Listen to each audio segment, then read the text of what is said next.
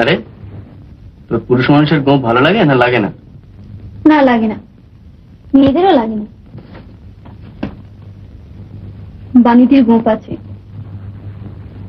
তাই বলে পুরুষ মানুষেরও লাগে না?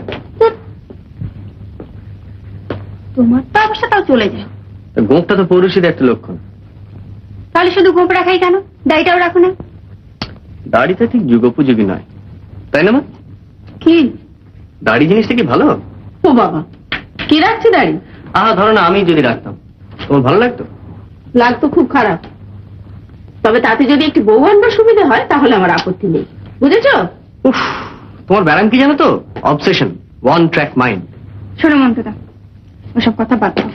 আমাদের গানের স্কুল থেকে একটা প্লে হচ্ছে, তার জন্য প্রোগ্রাম তৈরি হচ্ছে, তাতে বিজ্ঞাপন চাই। কি বিজ্ঞাপন?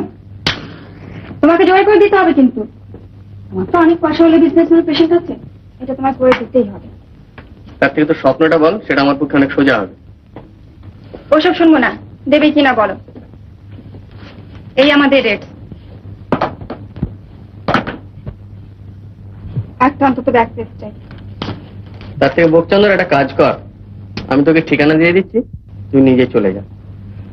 এসব কাজে সাকসেসফুল হতে গেলে যে জিনিসটার দরকার সেটা আমার থেকে তোর ঢের বেশি আছে, বুঝলি? আর একটা ভালো জামা কাপড় পরে নিস, একটা ভালো পারফিউম, আর ঠোঁটের কোন একটা বিশেষ হাসি। এই নিয়ে ঘরে ঢুকবি, দেখবি একেবারে বিজ্ঞাপনের ল্যান্ডস্লাইড হয়ে যাচ্ছে, সামলাতে পারবি না। অনেক ধন্যবাদ।